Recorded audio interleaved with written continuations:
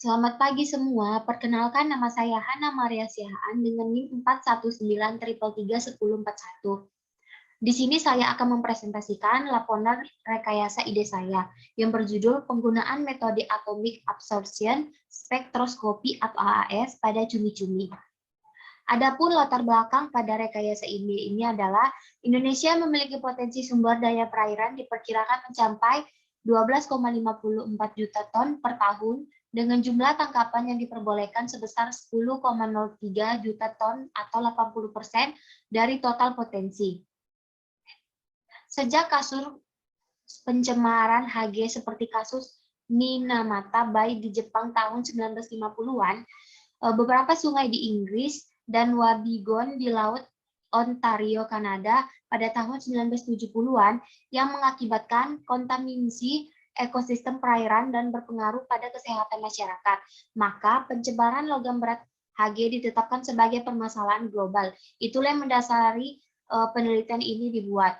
Mengingat bahaya pencemaran logam berat HG terhadap kesehatan manusia yang salah satunya melalui konsumsi cumi-cumi yang terkontaminasi, dikarenakan dapat menyebabkan efek toksikologis yang mendalam pada sel, kardiovaskular, hematologis, paru, ginjal, imunologis, neurologis, endokrin, reproduksi, dan embrionik. Adapun rumusan masalah pada penelitian ini adalah menentukan logam berat merkuri atau Hg pada sampel cumi-cumi dengan menggunakan metode atomic absorption spektroskopi.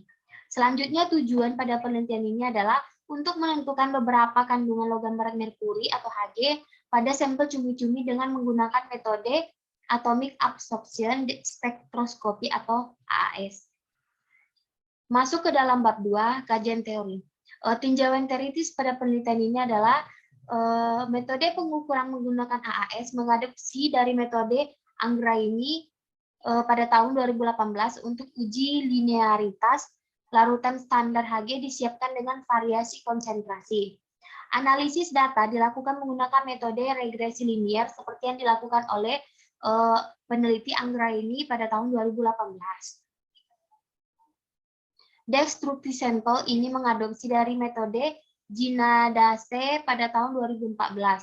Sampel daging cumi-cumi ditimbang sebanyak 0,5 gram dan dimasukkan ke dalam tabung sampel dan dicatat beratnya. Untuk kontrol positif, larutan spike atau 0,5 mg per kilogram ditambahkan 0,5 ml larutan standar Hg 1 mg per liter dan di vortex selama 1 menit. Untuk larutan blanko, 10 ml aquabides disiapkan.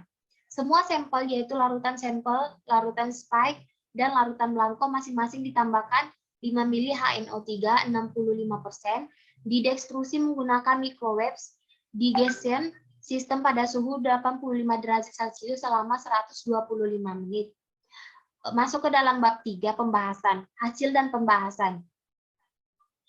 Preparasi sampel cumi-cumi dan pembuatan kurva kalibrasi Hg sebelum dilakukan analisis menggunakan AS, sampel daging cumi-cumi didekstrusi mengadopsi metode dari Ginadase pada tahun 2014, yang mana diperoleh larutan sampel uji 1 dan uji 2, larutan blanko dan larutan spike masing-masing 40 ml yang telah diencerkan dan dihomogenisasi.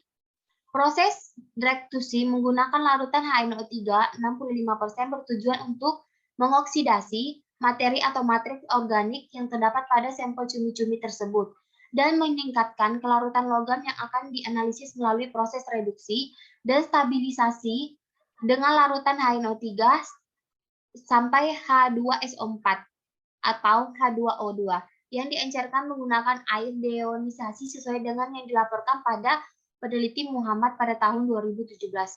Kemudian masuk ke dalam analisis data, hasil pengukuran sampel larutan uji 1 dan 2, larutan blanko dan larutan spike menggunakan AAS, data absorbansi yang terangkum dapat dilihat pada tabel.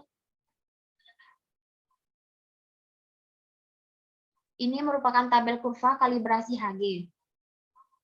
Dan ini merupakan data hasil penentuan kadar Hg pada sampel cumi-cumi.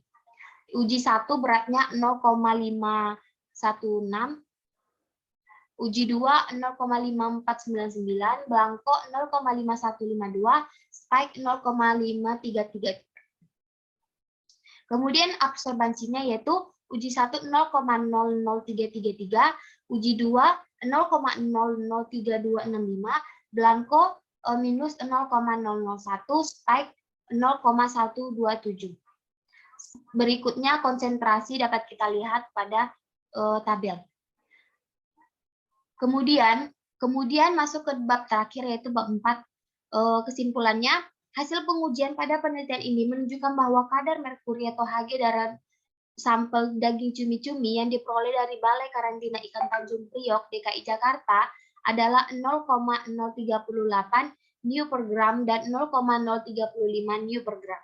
Perbandingan hasil uji dengan standar baku mutu menunjukkan bahwa masih berada di bawah ambang batas parameter maksimum cemaran logam berat Hg, sehingga cumi-cumi tersebut masih aman dan layak untuk dikonsumsi sebagai sumber pangan. Selanjutnya, saya mencantumkan beberapa daftar pustaka pada penelitian ini.